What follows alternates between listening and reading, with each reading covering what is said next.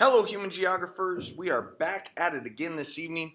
Tonight, we are going to be talking about a lot of different languages and language families from around the world, giving some specifics about the languages that are part of different families and looking at their spatial distribution around the world. So, let's get started. Now, nearly all of the languages that are spoken today can be grouped into about 15 major families of language. Now, the map that you see here is an absolute must know. I would fully expect to see a map of language usage on the AP exam, and then you would be expected to know the language or the family or some other spatial component of that language. Expect that question. So, in your map packet, you'll have to print this map off, but please look it over, look at some of the features of it. Hey, and in fact, at the end of this lecture, you're going to come back to this slide and you're going to make some additional notes on it. All right, but this entire lecture is about these major language families and their respective languages that are a part of them. Now, we mentioned that there are nearly 7,000 languages in existence today.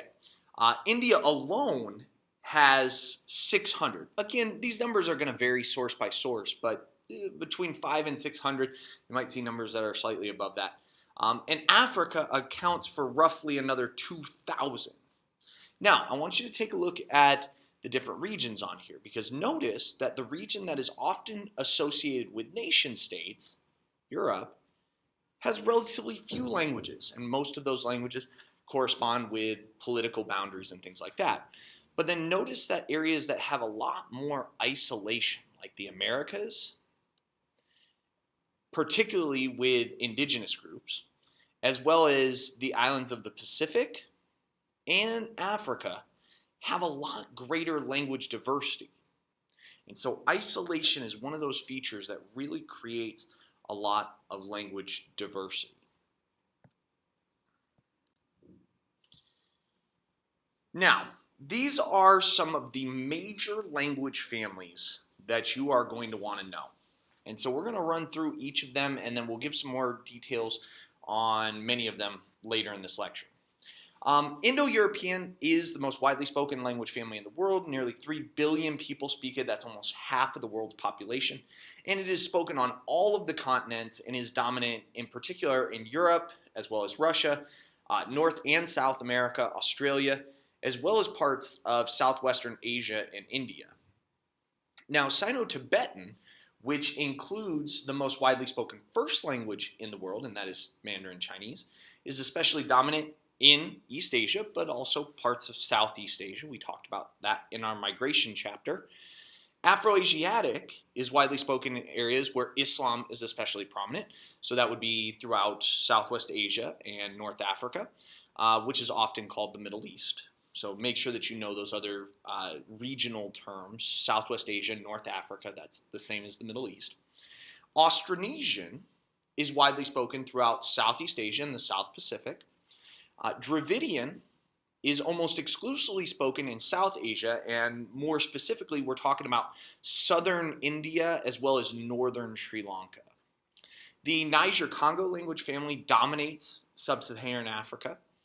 The Altaic language family is found throughout Central Asia, and the Japanese language family, obviously, is spoken in the nation-state of Japan.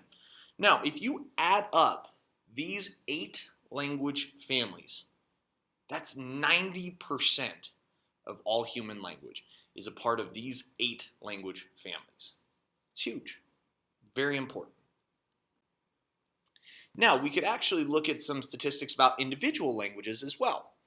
And these are the top 10 most widely spoken languages in the world. And again, these numbers are going to vary a little bit, as you're going to see on the next slide. And these are the languages that are especially dominant. In fact, nearly half of the world's inhabitants are native speakers of just 8 of the 7,000 languages that are spoken, because most of the languages in the world are spoken by a relatively few number of people. And so the vast majority of people speak a relatively few number of languages. And at least half of the world's population regularly uses or has competence in, meaning like a second or third language, hey, they know components of the language, things like that. At least half of the world's population uses or has competence in 4 languages. More than half just in 4 languages. That's incredible. Now, among these 10 most widely spoken languages in the world, 7 of them are Indo-European languages. And in order from top to bottom, those will be Spanish, English, Hindi, Portuguese, Bengali, Russian, and German. Now, notice the difference between the last graphic and this particular graph, because this chart has Javanese as one of the top 10 most widely spoken languages, and German is off the list now. And so, again, numbers are going to vary quite a bit, but I don't ever expect that they're going to ask you, to know the exact order of language, but to know what's prominent. So I like to include multiple sources that have multiple different perspectives on it. Now, let's make a connection between this graph of the top 10 languages that are spoken and the top 10 most populous countries on Earth.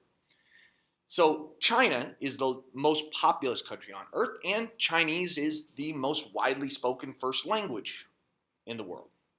Now, Spanish is number 2 on this list for top 10 languages in terms of millions of speakers, and Mexico is one of the 10 most populous countries on Earth, albeit number 10 on the list, but it's still in the top 10, and that helps to propel Spanish forward, in addition to the fact that it's widely spoken throughout Latin America and things like that. English is 3rd on our list of languages, and the United States speaks it. That's the 3rd most populous country on Earth, but it also has official status in India, Pakistan, and Nigeria, all countries that are in the top 10 in terms of population. Hindi is widely spoken in India, which is the 2nd most populous country on Earth. Portuguese is the dominant language of Brazil, which is in the top 10 of population. Bengali is spoken by 98% of the population of Bangladesh. Russian, obviously associated with the country of Russia, which is in the top 10 for population. And Javanese is the dominant language of Indonesia, and more specifically the island of Java, which is where the capital city Jakarta is, and it's where most of the population of Indonesia is located. Now, the major exceptions between this crossover of data is Arabic, which is widely spoken in many Middle Eastern countries, but no top 10 countries in terms of population. And then Japanese, which is just outside the top 10 in terms of total population. In fact, number 11, you may still see it as number 10 on some lists, but remember, they're in population decline. Now, we're going to start going through each of the individual language families, and we start with Indo-European. Indo-European includes about 2.8 billion to 3 billion native speakers, and between 400 and 500 languages that fall into the Indo-European language family. Now, the hearth of the Indo-European language was somewhere in the vicinity of the Black Sea, and very possibly in what was known as Anatolia, what is now modern-day Turkey. Now, based on that information, it has been hypothesized that Indo-European had an earlier ancestral tongue, something older than the language family, which is called Proto-Indo-European, or sometimes called the Nostratic superfamily. Now, let me stress that this is only a theory, but the theory combines Indo-European languages with the Afro-Asiatic language family, which includes both Arabic and Hebrew, Dravidian, which is spoken in southern India, Uralic, which is spoken in Finland and Hungary, and Altaic, which stretches from modern-day Turkey to Mongolia and throughout Central Asia. And so here's an article that looks at the possibility of that crossover, that superfamily, that Proto-Indo-European superfamily, and being traced back to a single ancestor. Again, these are just theories. but it's something that is in the news. It's something that we hear about from time to time, and this is just one article to showcase that. So let's take a look at the different theories with regards to the diffusion of the Indo-European language family. We'll start with the one that is on the left, the map on the left, and that is known as the sedentary farmer hypothesis, also known as the Renfrew hypothesis. And the Renfrew hypothesis is a theory that the Indo-European language family spread with the diffusion of agricultural technology approximately 9,000 years ago from its hearth in what is now modern-day Turkey, but what is often referred to as the Anatolian hearth. Now, this theory proposed that every generation, approximately every 25 years, the agricultural frontier moved approximately 11 miles. Now, what that means is that it would have taken several thousand years to go all the way across the whole of Europe, to diffuse across Europe. Now, this theory is criticized by linguists who note that terms that are related to animals, specifically horses, link the Indo-European languages rather than terms that are related to agriculture and domesticated plants, which then gives us the Kurgan theory. This is sometimes called the nomadic warrior or conquest theory. And this theory holds that the early speakers of the Indo-European language family spread from east to west from what is modern-day Russia or Kazakhstan on horseback only about 6,000 years ago and overpowered the earlier inhabitants that were throughout Europe, diffusing it through conquest rather than the diffusion of agricultural technology. Now, this is a map looking at the 8 branches of the Indo-European language family. Now notice that Indo-European is not widely spoken in the area that is proposed to be the hearth of the language, what is modern-day Turkey. That is part of the Altaic language family. So it's interesting to note that, all right? But notice that the wide spread of this Indo-European stretches from Iceland and the British Isles all the way through Europe, into Eastern Europe, across Russia, down through the Middle East and Southwest Asia into South Asia, all right? This has a massive spread. And that doesn't even include the diffusion through colonialism that brings it to the Americas and parts of Africa and Australia and things like that, all right? But this looks at all of the 8 major branches of the Indo-European language family. Now, it is inferred that Indo-European languages derive from a common ancestor. An example that may support this is the word for sheep, or sometimes more specifically a female sheep. Linguists believe that the ancestral term was Owis, spelled O-W-I-S. All right, that's the Indo-European word for sheep or female sheep. In Lithuanian, it is currently Avis. That's A-V-I-S. In Latin, it was Ovice, O-V-I-S. Notice the similarities. It was O-W-I-S in Lithuanian, A-V-I-S. In Latin, O-V-I-S. In Sanskrit, which is an ancient language in India, it is Avis, A-V-I-S, same spelling as in Lithuania. And in modern English, it is U, E-W-E. Now, there's different theories about how language changes over time. I don't think that you're going to need to know that for the AP exam. That's very, very detailed. Some of the textbooks go into it. But if you want greater clarification about how they look at these different theories, come and see me, because there's some interesting reading about how they're able to predict changes over time with regards to some of the words. Now, there is a way that linguists determine if there's a common ancestor amongst a group of languages. If there is evidence of a common history, like similarities in terms for domesticated plants or animals, in this case, or things that are related to agriculture, then they must have descended from a common ancestor at one point. At least that is the theory behind the division of Indo-European into different languages. All right, so we're going to take a look at each of the major branches of Indo-European. And one textbook identifies 3 of the 8 branches as the major branches or subfamilies of the Indo-European language family. And those 3 are Germanic, Romance, and Balto-Slavic. Those are the 3 major ones. So we're going to look at those 3, and we're also going to look at the other 5 just so we know what they are and we've talked about them and things like that. On the left side, we see the Germanic branch, which can be subdivided into the Western Germanic group and the Northern Germanic group.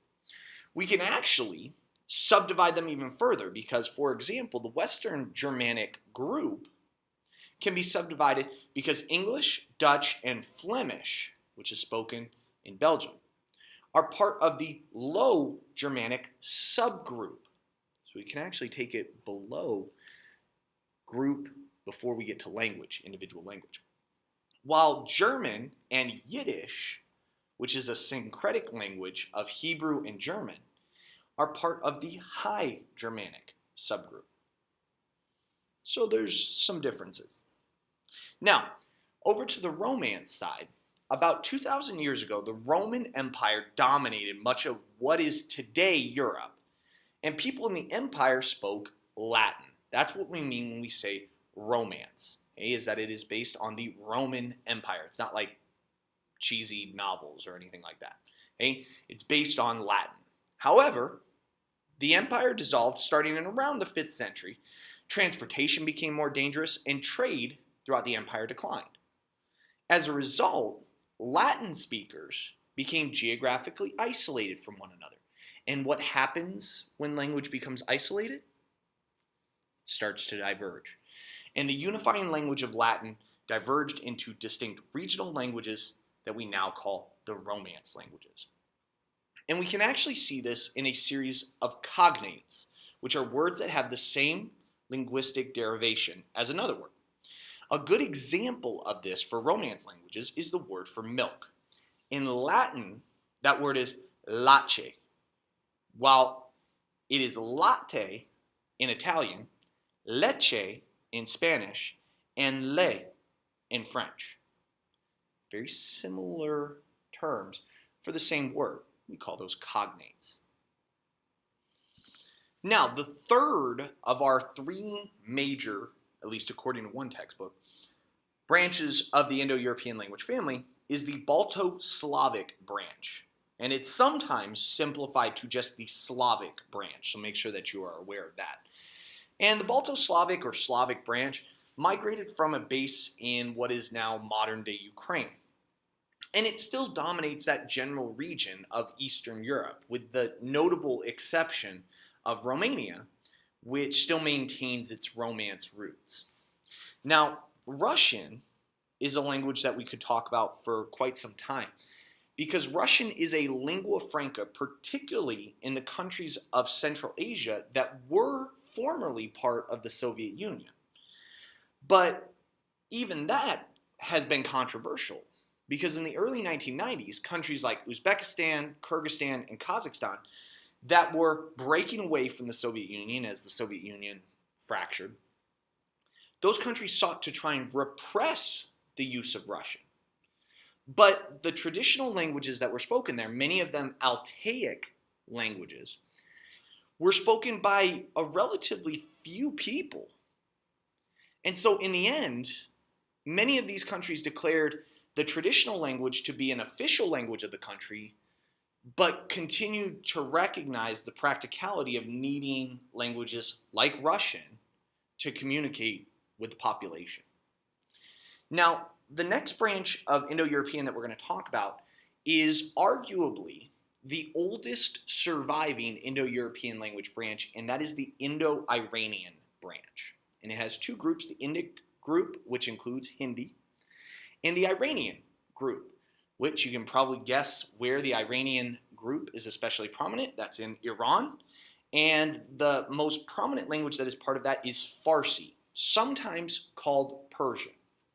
Now, I could definitely see a question where they ask you something about Farsi as it relates to the Middle East, because again, Farsi is an Indo-European language, and Iran is part of the Middle East where Arabic is especially dominant, but Farsi is the standard language in Iran. So I could see that as a potential question that would throw a lot of students off. So just maybe be ready for that. So now let's take a look at the other four branches of Indo-European. And we'll start with the Celtic branch, which is the other branch that is sometimes considered to be the oldest language branch of Indo-European. And it makes sense why Celtic and Indo-Iranian are considered to be the oldest, because Celtic is as far west as you can get in Europe, and then you have the Indo-Iranian branch as far east as Indo-European extends in the Eurasian landmass. And the Celtic language, regardless if it's actually the oldest, if it's older than Indo-Iranian or not, it certainly seems to be the oldest branch of Indo-European that is found on the European continent. And it includes modern languages like Irish Gaelic, Scots or Scotch Gaelic, Manx, Welsh, Breton, as well as Cornish. The Greek branch is about 3,400 years old, so quite old in its regard. And then you also have the Armenian and Albanian language branches, which roughly correspond with the countries which share their name. Doesn't perfectly match up with them, but it's fairly close. Shifting gears away from Indo-European now, we're going to talk about some of the other language families around the world. And we're going to start with the second largest language family in the world, and that is Sino-Tibetan, what we would find largely in East Asia. And the Sino-Tibetan language family includes about 250, but could be more, languages. And the language that is commonly called Chinese would actually be seen by most linguists as a group of distinct but related languages. But in China, they are considered dialects of Chinese. Now, of those dialects, Mandarin, which is also known as Han Chinese, is spoken by about 870 million people in China, which is roughly about 3/4 of China's population. Cantonese, which is more properly called Yue, Hakka, as well as others, are as different from one another, but comparably related, as languages like Spanish, Italian, French, and Romanian within the Romance branch. So kind of tricky there, because they're considered within China to be dialects, but most linguists and linguistic geographers would consider them to be separate languages with a common history. Now, in addition to the native speakers in China, Mandarin is the first language for another 10 million people around the world, and another 200 million speak it as a second language. Now, the East Asian region is not exclusively Sino-Tibetan. We also have Japanese. Now, Japanese is often considered an isolated language from the languages and language families surrounding it. But there's some dispute about that. Some scholars connect Japanese with nearby Korean, which itself is often considered an isolated language, while other scholars connect it to the Austronesian languages of Southeast Asia. And still others connect it with the Altaic languages of Central Asia, like Turkic and Mongolian. Now, the reality is these connections remain controversial and they are unproven, but all the same, it's important to bring them up as a subject of conversation. Our next language family that we're going to look at is the Afro-Asiatic language family. And it includes over 370 languages that are primarily spoken in North Africa and Southwest Asia, which is often called the Middle East. The Semitic branch includes over 70 languages, including Arabic, which has the largest global influence of any language in this family. It has 235 million native speakers, and it is the language of the Quran. Therefore, Even in Muslim areas of the world where Arabic is not the first language, many people will learn the stylized classical form of the language that is needed to read and recite the Quran. In addition to Arabic, there is Hebrew. And Hebrew was an extinct language, as we talked about last lecture, that was used only in religious ceremonies by millions of Jews throughout the world. But with the creation of the state of Israel, it was brought back into daily use, and thus we would not classify it as an extinct language anymore. Now, this is a map looking at the dialectical differences of Arabic throughout North Africa and the Middle East. And in fact, there are 35 major dialects of Arabic, but there is only one written form. The written form that is found in the Quran is what helped Arabic become a lingua franca during the expansion of Islam out of the Arabian Peninsula and into areas of North Africa, as well as into South Asia and even Southern Europe. Now, the next two language families that we're going to discuss are the Niger-Congo language family and the Austronesian language family. In sub-Saharan Africa, the map of world language families reflects the dominance of Niger-Congo. In fact, 95% of sub-Saharan Africa speaks languages that are part of the Niger-Congo language family. And more than 1,500 languages and language variants are spoken in sub-Saharan Africa by nearly 600 million people. But about 85% of Africans speak one or more variant of just 15 languages, which fits with this trend that we've been seeing, that a lot of people speak few languages, and then you have a whole bunch of languages that are spoken by very, very few people. Now, within Niger-Congo, there are 9 major branches, but the sub-Saharan African region is dominated by the Bantu branch. Now, there are more than 300 Bantu languages that are found south of what is known as the Bantu Line in sub-Saharan Africa. And they are variants of a Proto-Bantu language that was carried and diffused by a culturally advanced population that displaced some of the smaller and more primitive groups as it diffused. Now, within the Niger-Congo language family and the Bantu subgroup, we have Swahili as the most prominent language that we need to discuss. Swahili began as a pidgin language, but became a lingua franca in East Africa. Through centuries of trade and interaction, Swahili developed from an African Bantu dialect that had mixed with Arabic and Persian. Now it encompasses between 50 and 100 million speakers, stretching from southern Somalia to northern Mozambique, and from coastal Kenya and Tanzania to Uganda in the East African Great Lakes region. It is also the most widely used African language on the internet. Now, what makes this kind of interesting, it's only the first language for about 1 million people, and it's only an official language in Tanzania and Kenya.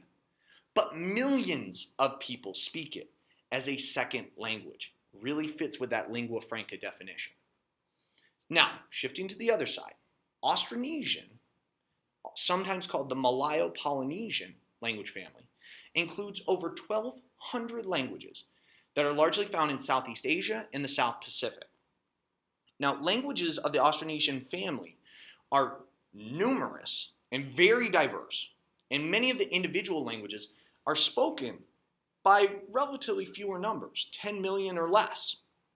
But about 20% of the world's population speaks an Austronesian language, and its spatial distribution stretches more than half the distance around the world, from the Pacific Ocean to Madagascar.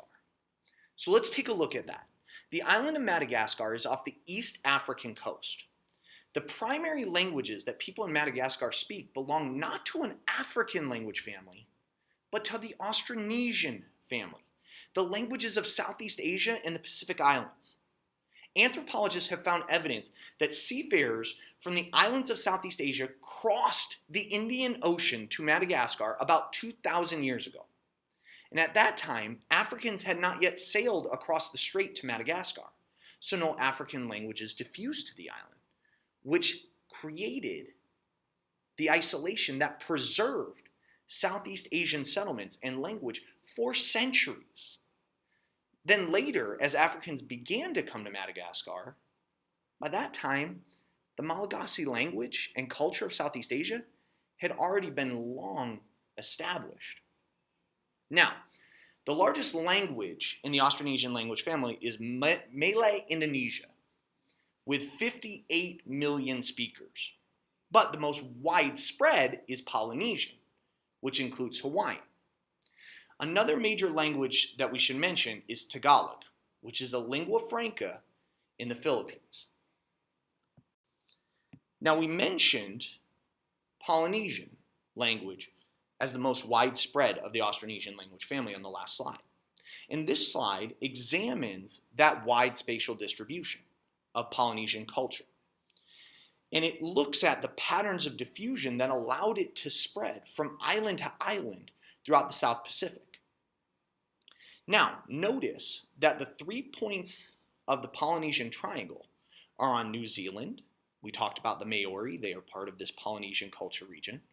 Easter Island on the east, and then Hawaii to the north. Now, this is our last slide for the evening, and I didn't include it in your notes because this map is the exact same one as the first slide from our lecture. So what I would do is I would flip back to that first slide, or if you have your printed language family map, you can take notes on that as well. We're going to take a look at some of the smaller language families. All right. So we're going to start by looking at Dravidian, which is spoken in southern India and northern Sri Lanka, and includes the most prominent languages, perhaps Tamil. Then we have the Altaic language family, which is spoken from Turkey to Mongolia through Central Asia, and includes the languages of Turkic in Turkey and Mongolian in Mongolia. Now, many languages of the Austroasiatic language family have been reduced through conquest and absorption by the Sino-Tibetan language family.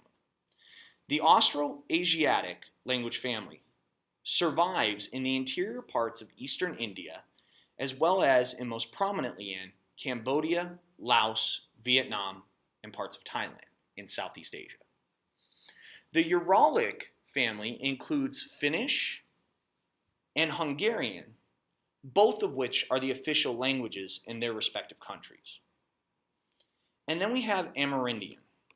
Most of the estimated 1,000 to 2,000 Amerindian languages of the Western Hemisphere disappeared in the face of European conquest and settlement.